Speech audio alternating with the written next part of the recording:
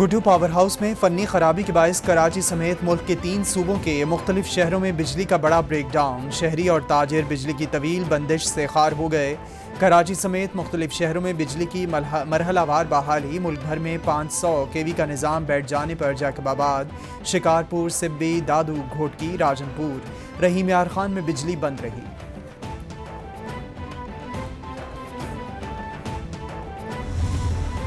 Break down ہوا ہے، اس کے نتیجے میں ہمارے سسٹم میں سے جو ایک پاور پلانٹس کی ایک بڑی تعداد جو ہے وہ سسٹم میں سے اس وقت باہر ہے، تقریباً 8000 میگا واٹ باہر ہوئی ہے۔ ملک میں بجلی بریک ڈاؤن کا یہ دوسرا واقعہ ہے۔ پاور پلانٹس بند ہونے سے 8000 میگا واٹ بجلی سسٹم سے باہر نکلی۔ وزیر توانائی خرم دستگیر کی پریس کانفرنس، بولے تکنیکی تحقیقاتی ٹیم تشکیل دے دی گئی ہے، ٹیم 4 روز میں رپورٹ دے گی۔ بریک ڈاؤن حادثہ تھا یا فنی خرابی، یہ معلوم کریں گے۔ لائنز میں خرابی کی وجہ معلوم کرنے کے لیے تحقیقات ہوں گی۔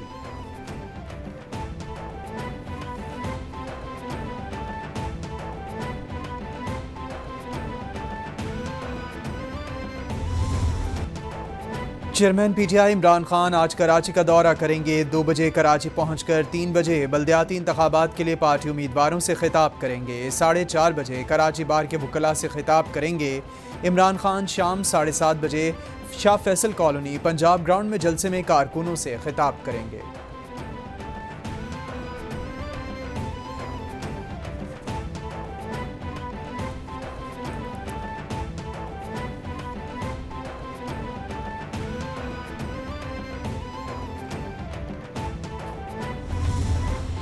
مردان سے الیکشن لڑ رہا ہوں۔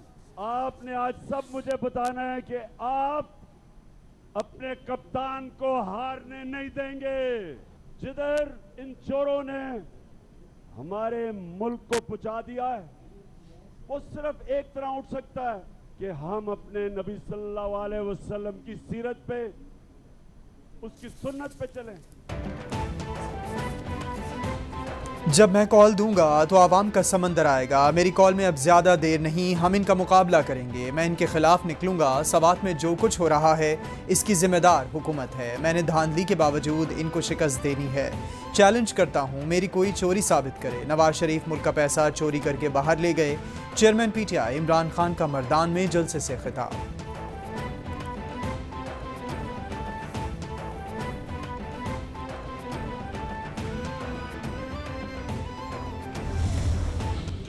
کے لوگوں نے کیا قربانیاں دی، آج پھر وہاں دہشت گردی آ گئی اور ملک کے اندر قانون رہ گیا ہے۔ ہر روز عمران خان کو عدالت جانا پڑتا ہے ضمانت لینے کے لیے۔ لوگ دن بدن مہنگائی میں ڈوب رہے ہیں اور یہ اربوں روپے کے اپنے کرپشن کیسز معاف کروا رہے ہیں۔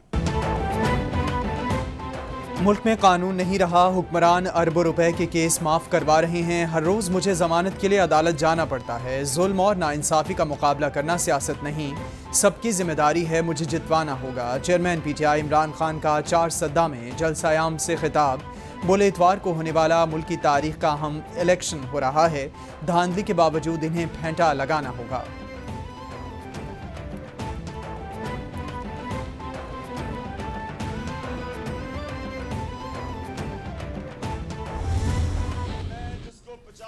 سے پاکستانی قوم جانتی ہے، کیونکہ میں ان چوروں کے سامنے کھڑا ہوا ہوں۔ اب اس ملک کی حقیقی آزادی لینے کے لیے آپ سب نے جدوجہد کرنی ہے،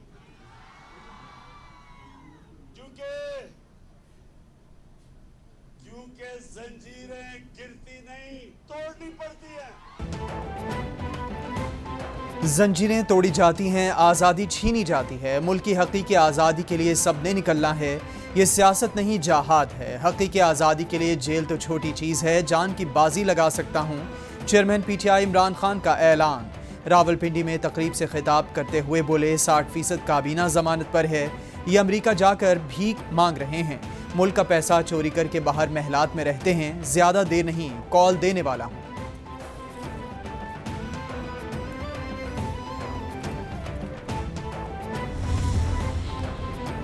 پی ٹی آئی کے لانگ مارچ پر وفاق نے عمران خان کے خلاف سپریم کورٹ میں توہین عدالت کی درخواست دائر کر دی۔ عمران خان اسلام آباد کی جانب لانگ مارچ اور احتجاج کا اعلان کر رہے ہیں۔ چیئرمین پی ٹی آئی ایسے اعلانات کر کے سپریم کورٹ کے احکامات کی خلاف ورزی کر رہے ہیں۔ درخواست کا متن: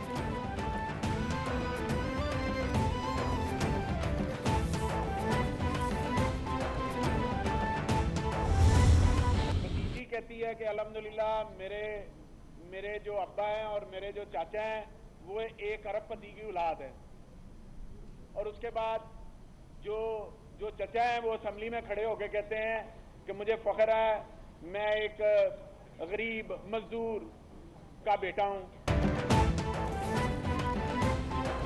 وزیر پنجاب میاں اسلم اقبال کے اعظم سوادی کے خلاف ایف آئی اے کارروائی کی مذمت۔ بولے رات کے اندھیرے میں ایک پارلیمنٹیرین کو گرفتار کیا گیا، وفاقی حکومت کس کو گرفتار کرے گی؟ وزیر اعظم کے ملازمین کے اکاؤنٹ سے اربوں روپے نکلے۔ چچا کہتا ہے میرے والد غریب انسان تھے، بھتیجی کہتی ہے میرے دادا ارب پتی ہیں۔ پوری قوم ایک طرف کھڑی ہے اور یہ چور ایک طرف کھڑے ہیں۔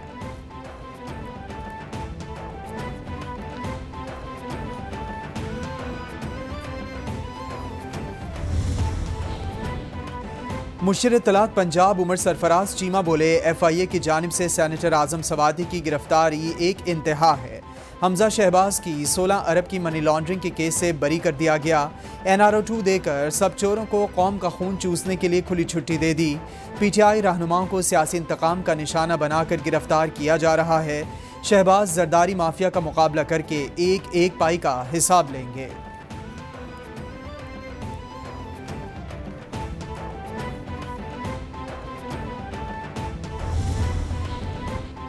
الیکشن کمیشن کا NA45 میں الیکشن ملتوی کرنے کا فیصلہ برقرار۔ 16 اکتوبر کو NA45 میں الیکشن کا انعقاد ممکن نہیں۔ الیکشن ملتوی کرنے کے لیے بہت خصوصی اختیارات استعمال کرنے پڑتے ہیں۔ بہت جلد کرم NA45 میں الیکشن کی تاریخ کا اعلان کریں گے۔ چیف الیکشن کمشنر کے ریمارکس۔ الیکشن ملتوی کرنے کے خلاف JUI کے امیدوار کی درخواست پر سماعت ہوئی۔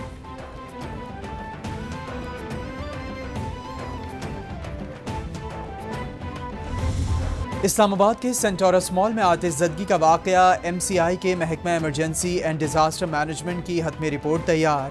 رپورٹ کے مطابق جائے وقوع پر بجلی اور گیس کی مصنوعات موجود ہیں جو آتش زدگی کے لیے ایندھن کا کام کرتی ہیں۔ مال انتظامیہ نے فوڈ کورٹ کی چھت پر لگے سامان اور وائرنگ کی تنصیب کے حفاظتی اصول نہیں اپنائے۔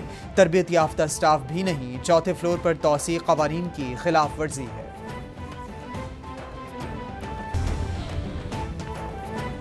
وزیراعظم شہباز شریف سے فلسطینی صدر محمود عباس کی ملاقات۔ دونوں قائدین کے درمیان جذباتی گفتگو اسلامی اخوت اور بھائی چارے کی مثال بن گئی۔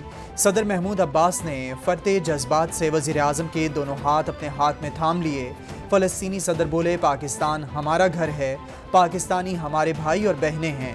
وزیراعظم کہتے ہیں پاکستان آپ کی کامیابی تک آپ کے حق کے لیے آواز بلند کرتا رہے گا۔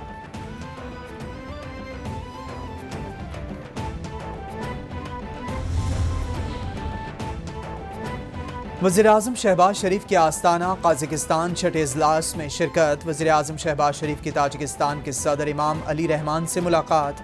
دو طرفہ تعاون کے فروغ اور دیگر امور پر تبادلہ خیال۔ وزیراعظم کی بیلاروس کے صدر الیگزینڈر لوکاشینکو سے بھی ملاقات۔ دو طرفہ تعاون کے فروغ اور باہمی دلچسپی کے امور پر تبادلہ خیال۔ وزیراعظم شہباز شریف ازبکستان کے صدر سے بھی ملے۔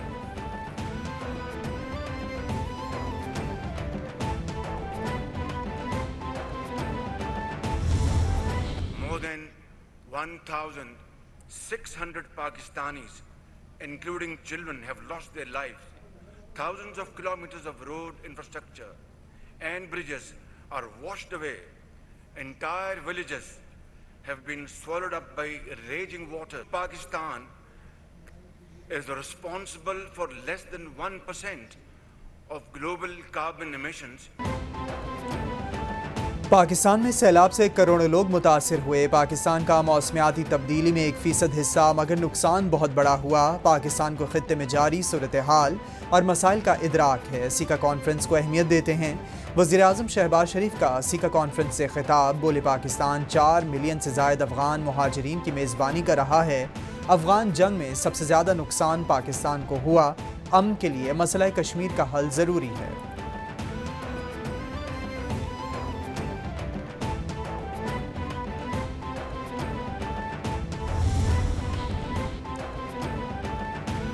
وزیر خارجہ بلاول بھٹو سے سوئٹزرلینڈ کے نئے سفیر گیورک سٹائس کی ملاقات۔ بلاول بھٹو نے سوئٹزرلینڈ کی جانب سے سیلاب متاثرین کی امداد پر شکریہ ادا کیا۔ بلاول بھٹو سے شام میں پاکستانی سفیر ایئر مارشل ریٹائرڈ شاہد اختر کی ملاقات۔ وزیر خارجہ سے مالدیپ میں پاکستان کے سفیر vice admiral retired Fayyaz Gilani کی بھی ملاقات۔ بلاول بھٹو کی موسمیاتی تبدیلی کے حوالے سے تعاون کا دائرہ کار بڑھانے کی ہدایت۔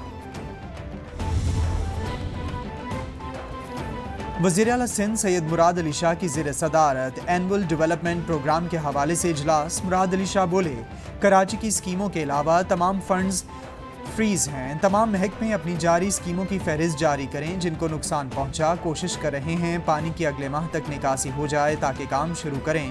سیلابی علاقوں کی سڑکیں، سرکاری عمارتیں، ہسپتال، اسکولوں کی عمارتوں کی مرمت کرنی ہوگی۔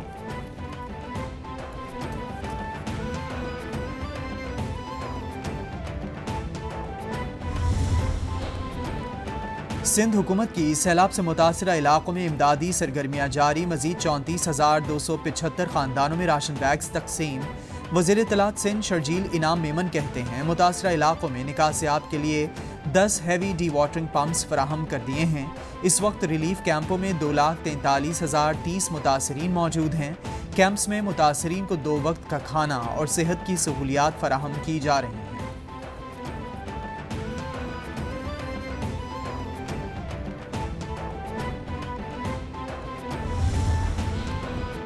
آرمی چیف کا اندرون سندھ سیلاب سے متاثرہ علاقوں کا دورہ۔ ISPR کے مطابق آرمی چیف نے نوشہر و فیروز میں سیلاب متاثرین کے لیے طبی اور انتظامی معاملات کا جائزہ لیا۔ امدادی سرگرمیوں میں مصروف فوجیوں سے ملے۔ مقامی افراد سے بات چیت میں انہیں بحالی تک مکمل تعاون کی یقین دہانی کرائی۔ آرمی چیف نے سیلاب سے متاثرہ علاقوں کا فضائی معائنہ بھی کیا۔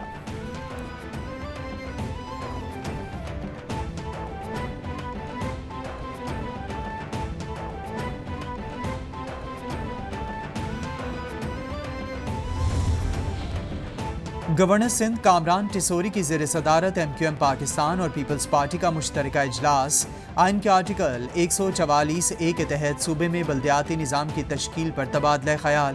سندھ میں متفقہ بلدیاتی نظام بارے مشاورت جاری رکھنے پر اتفاق۔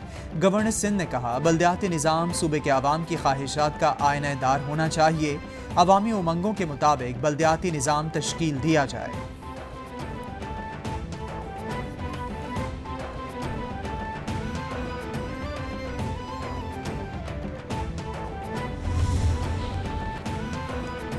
وزیر اعلیٰ پنجاب کی زیر صدارت اعلیٰ سطح کا اجلاس۔ صوبے کے مالیاتی امور پر غور کیا گیا۔ پنجاب کے سالانہ ترقیاتی پروگرام کی پیش رفت کا جائزہ۔ چودھری پرویز الہی کے منصوبے مقررہ وقت پر مکمل کرنے کی ہدایت۔ پنجاب بانڈز کے اجرا بارے سفارشات مرتب کرنے کے لیے کمیٹی بنا دی۔ پنجاب پینشن فنڈ میں اصلاحات پر جامع پلان طلب کر لیا۔